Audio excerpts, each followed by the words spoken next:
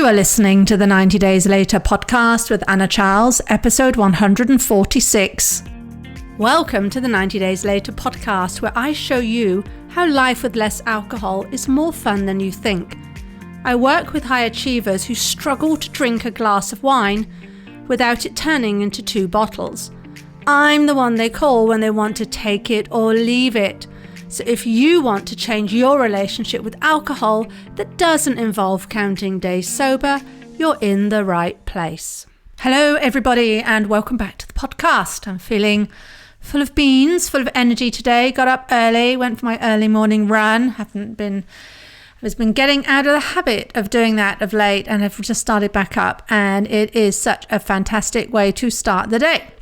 Followed by recording this podcast for all my lovely listeners.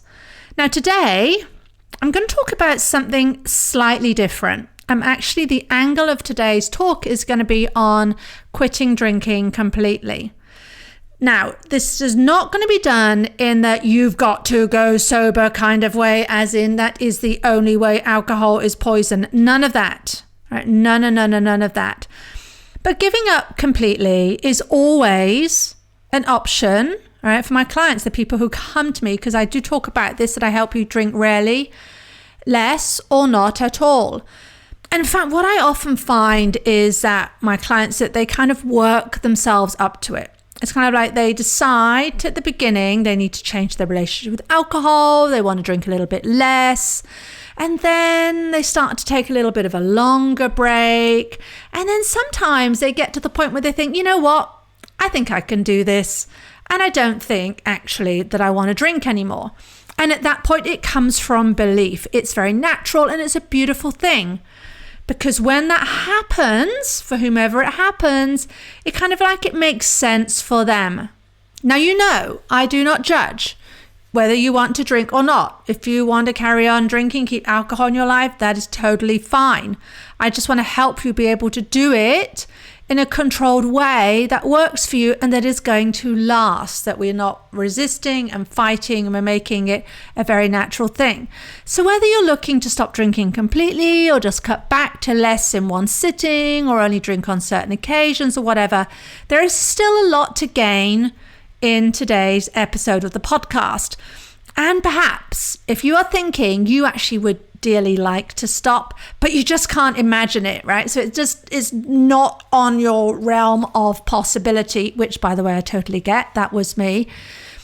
Then today's podcast episode is going to help you maybe explore this a little bit in a very open and free manner. Now, first up, I will offer there are some definite advantages to stopping drinking for good. You're not going to have to make drink plans anymore.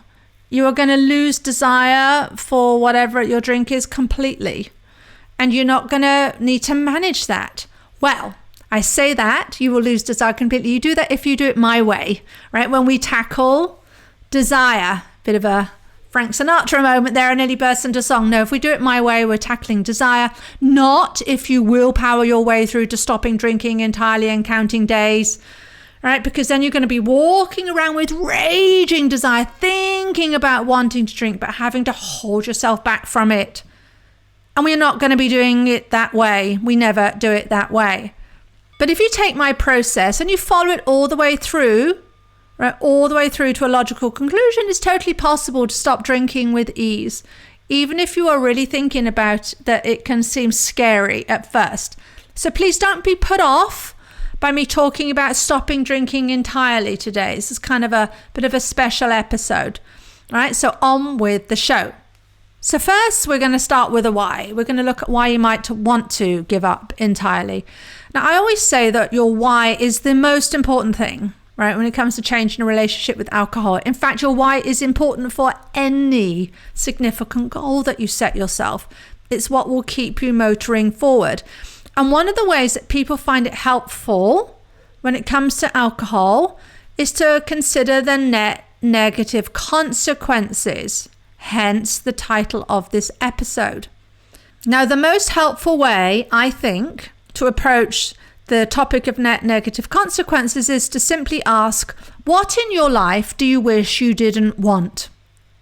right? Because the answer is it's usually a false pleasure, right? I wish I didn't watch so much TV. I wish I didn't procrastinate so much. I wish I didn't spend so much time on Amazon. I wish I didn't spend so much time reading the news. Could be any number of things. And I used to say, I wish I didn't spend so much time wanting to drink Chablis and drinking Chablis too. Right? I wished I didn't want to spend so much time and attention on drinking white wine. So when it comes to net negative consequences, the way to think about this is even if we enjoy doing the thing in the moment, it gives us actually a net negative consequence, right? We're actually worse off for having done the thing. Now, here's what I see time and again. I saw it with me and I see it with my clients. We're using alcohol to make life more fun or to help us disengage from our brain, or we're using it to relax, right? Life isn't catastrophic and it's not destroying, everyone around you. It's not this hugely desperate, bad thing, but there's a reason why you're listening to this podcast still, right? So I want you to ask yourself without judgment, is drinking working for you? And do you have a net negative consequence? Even if you were able to significantly reduce your alcohol intake, would that still give you a net negative consequence? Again, not judging, just asking with curiosity. Now, for some people, and you will know these, I know many of these in my life, there are no net negative consequences from drinking. This is why it can be difficult to take steps to change how you drink, change your relationship with alcohol. If you have people in your life for which this just isn't an issue. If you have a husband who can drink beers all night and wake up and feel great the next day, or they can have a few over the odds now and then, and that's fine because it doesn't happen all the time, right? Whereas you might be losing sleep and not feeling good and thinking, won't I ever learn? Right? The other person is not going to see a problem with it while you do. And that's okay. It's a different experience for everyone. But you're here again. You're here on this podcast because you've experienced net negative consequences from it. Right? So you're considering, perhaps, is it worth that? Is the positives that you get from the booze worth all the negatives? And some people will say yes. Now, I don't think it matters if you drink or not. I just think it needs to be a conscious decision. And if the reason you're drinking is because you like it, for instance, you need to go deeper. Why do you like it?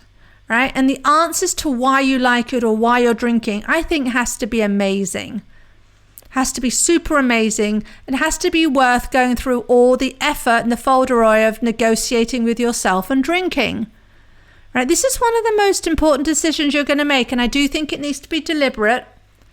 Don't fall into the default that everyone drinks and it should be okay. At least give yourself time to consider not having alcohol in your life, even if you can't imagine that, and even if it's only for the duration of this podcast today. Just explore it. It's an option. It's always it's as much an option as it is just to carry on drinking as you are right now. But if you were to stop completely, your life is going to change in a number of ways. I alluded to this a little while ago with not having to do drink plans and so on. Really what you will find is that it does free up far more time, far more of your brain power. Right? You'd actually be experiencing events, for instance, as they are not how you wish they would be, or there's no fakeness about it, right? Because you'd be completely conscious. And while we're on this topic of being conscious, I want you to be clear and aware that if you do want to carry on with alcohol in your life, and again, totally fine, what you're choosing is you want to keep the dopamine that you get from alcohol, right? That's why we drink. We might say it's because we like the experience, or we like the taste, or we like the pairing with certain foods, or we like the company, or we like the whatever it is, the razzmatazz, but that's all really just a cover message. We do it because we like the effect in our brain, right? That boom, that buzziness that we get. So I want you to ask yourself, this is the first question, there's going to be a ton of questions in today's episode to help you explore this. Why do you need a dopamine hit? Do you want to keep doing it for that? Now, one of the reasons why people tell me they really like the dopamine and they want the dopamine that they get because it's a very intense and it works very quickly, with the alcohol is that it just really helps them to feel better in the moment, especially if they've got negative stuff going on, right? Which in code means they don't need to feel their negative emotions. But I want you to look at that as really being a stopgap, sort of, it's like a workaround solution. It feels like a solution in the moment, but it really isn't, because we know that the negative feelings come back the next day. Right? So it's there and this problem of having to deal with negative feelings and not wanting to feel them is one you don't have to put up with. Instead, you can go towards the skill of learning how to process and feel your negative emotions. The more you do that, the less you will need that dopamine hit, right? Because we'll be dealing with and processing this very naturally.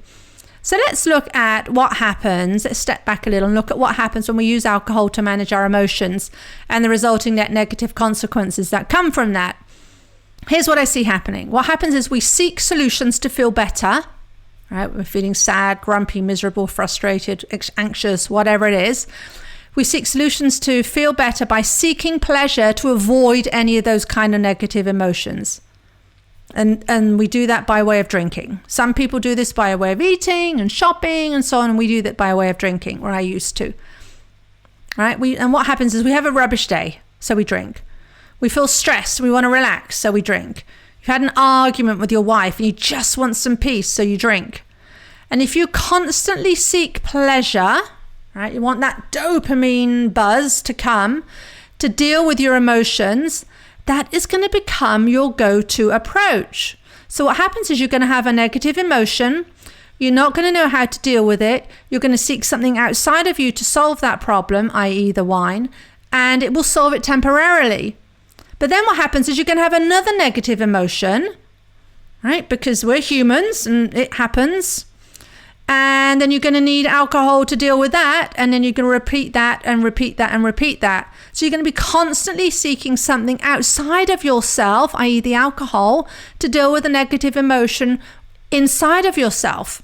And that just makes a negative emotion worse, because then we have a real net negative consequence of having had something to drink. Right? So we've had the negative emotion, and then we've also had the drink, and we think, oh, why did I crumble? Why was I so useless? Right? We spiral into that whole thing because we're trying to solve our initial negative emotion with alcohol. I will mention as well, for those of you out there who are saying, well, I actually don't drink in response to negative stuff. This happens when we're thinking about upgrade emotions, right? When we do something great, something goes really well in our lives and we want to reward ourselves with the drink to feel even happier. Or maybe we're in a hot tub watching a magnificent view and we want to upgrade the experience as well, so we drink. So the same thing happens there, and then the next time if we're in the hot tub with a magnificent view and we haven't got a drink, we're thinking something's not good here. Right? Our brain is looking for what it's missing out on, not what it's getting, because it's used to the dopamine that comes from that. So it works both ways. So then what happens in all of these scenarios is when you drink on repeat in these situations, it becomes a habit because that's a practiced automatic behavior. So then the net negative consequence causes you to drink more, right? Because we're feeling, bad about the fact that we're drinking, and we don't like feeling bad, so when we drink to stop feeling bad. And then that perpetuates itself by requiring us to seek even more pleasure, to solve even more emotions, and then just adds on and layers and layers and layers. So I think the relevant question to ask is, if there are net negative consequences from drinking, and again, you might say there aren't, Anna, but if there are, what is better than alcohol? And what do I want to desire instead? Right? So if you could swap out alcohol, so you get desire and you get pleasure from alcohol, if you could swap something else in its place that doesn't have the same net negative consequences, what is that? Right? And what is better? Now, when I asked myself that question, I remember I really struggled with the answer. I just wasn't sure because the desire for the wine felt so good. I just couldn't imagine not wanting, and I truly just couldn't imagine going and meeting with friends in the pub and not drinking. You might as well said, Anna, you're going to sprout a horn and become a unicorn, right? It just wasn't within my realm of understanding. But if I had stepped back, and this is what I ended up doing, and if I could then just imagine, this is what I want you all to do, imagine if you didn't want it at all. Just for kicks, just imagine. And if I could imagine that I wouldn't miss the desire because I wouldn't have it in the first place, right? It wouldn't be like I'd be withdrawing from that desire. I just wouldn't have it. It just wouldn't be there in the first place. So it wouldn't be something I'd be struggling with, right? Because I wouldn't have the desire for the drink.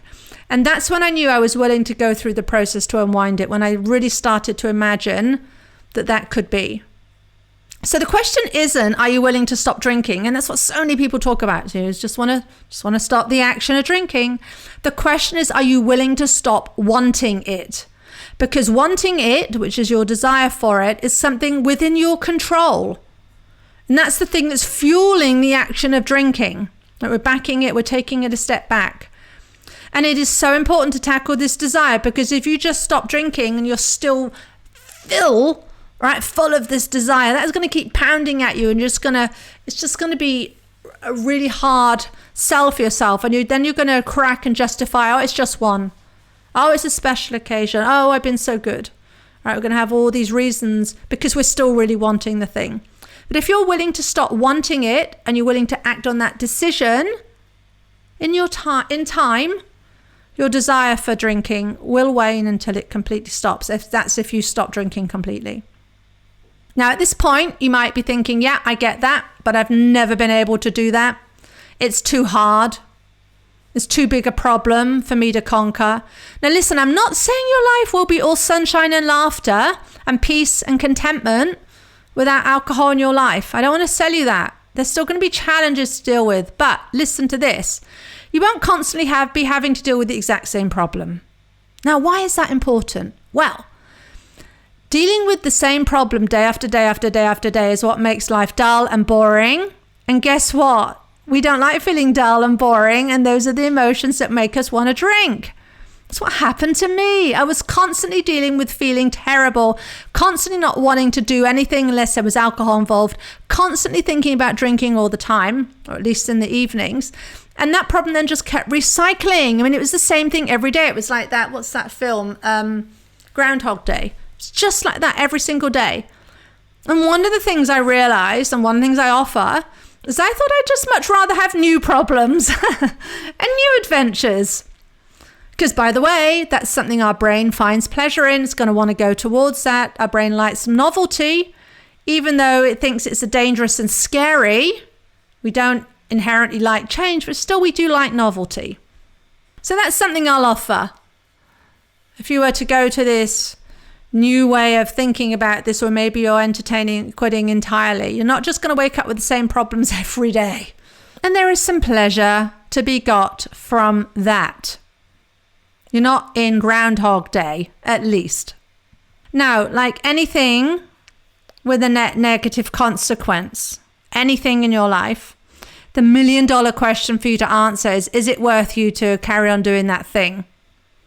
We need to evaluate this. It's powerful, but we haven't been taught how to do that. We haven't been taught how to evaluate whether the pleasure we get, despite the net negative consequence, is worth it.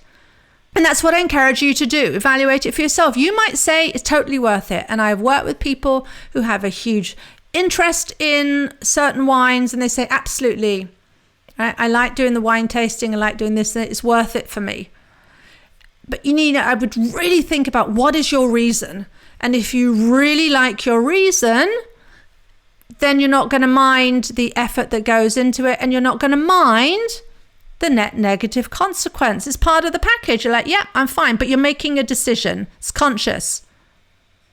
Just make sure you understand the full set of circumstances. Answer yourself honestly on this. If you want to have alcohol still in your life in some way, what is the reason why you want that? What's the upside of drinking for you? Is there an upside? Maybe there isn't one. Maybe there's a lot of an upside. And is there an upside that you can't get by your own means without a negative consequence? For instance, if the upside is it helps me to relax, it helps me to feel uninhibited, you can learn to do that without having alcohol have the responsibility for that. So would you rather never want it? Would you rather never think about it? Would you rather never have it part of your life? Or would you rather want it a little, and why? What's the upside to drinking alcohol that serves the ultimate purpose of your life? Ooh, it's a big question. And what is the upside of that compared to the net negative consequence you might experience? I'll offer that the more conscious you are, the more you live. Warts and all, right? The good, the bad, the ugly. And we know our brains are designed to seek pleasure. It's much easier and much more along those lines. So you're going to need to make logical decisions about where you want to spend your desire, right? What kind of dopamine you want to go after. And I would offer as well that the reason to not just zone out on alcohol, for whatever reason you tell yourself, is not for the sake of the world or for your health, although, they might be good reasons, or whatever your logical reason, but because your life will be so much better if you don't desire stuff that gives you a net negative experience. It's just my opinion. So I want you to actively choose how you want your life to be. Really become the driver of your life. Because here's what happens. If you don't deliberately create your life, it will just go by. Right? We say, time's flying. And this is not just about wanting to drink less, or even at this point, not wanting to drink anything. You're also choosing how you want to feel emotions instead. You're choosing how you want to cope. You're choosing how you want to be with yourself without an escape valve. And if you are courageous enough, you're going to work through those emotions and your life is going to get better. It's about taking full responsibility for the life you have. You will change your identity. You'll be choosing who you want to be, who you can be. And think about, what is the result of your life from drinking, i.e. from not taking action now? If you just carry on as you are. Now, for some people, it will be benign. Right? There's some ups and downs, but, again, you're quite happy to kind of go along as you are. You maybe would secretly like to change, but you're totally fine. But for some of us, it's going to be a net negative. I certainly got to the point where it was net negative. I just really didn't want the experience anymore. I still wanted the wine, but I didn't want all the experience. And that meant, when I realized that, it meant I actually wasn't moving forward. I was actually moving backward because I was escaping my life too much. And then I want you to think about your life next year. And this isn't the old play it forward. Genuinely look at your life next year. What do you want your result to be? Where do you want to be? For me, it was about, I didn't want to be thinking about this anymore. This was such a big narrative I had. I wanted to commit to myself. And as I said earlier, I wanted to have new problems to solve, right? Because I want to be pushing myself out and doing different things. And I so reaped so many benefits from what was an initial decision to I just want to get control back. I want to drink less. I want to be able to trust myself. And it's turned into really not drinking at all. Genuinely preferring not to, which is a bit of a mind twister for me still. I'm so grateful to myself that I'm not thinking about it anymore. Yes, you could argue I no longer have the pleasure from it, but against that pleasure, which I did genuinely get, as that pleasure was laced and came with all these negative consequences, and it was net negative, I was worse off overall, then I'm really happy. Now I take my desire and I can pour it into areas where, let's say that not everything is so net negative. There are still going to be things you do, still things I do, where there's some sort of negative consequence on the other end, but very few and far between.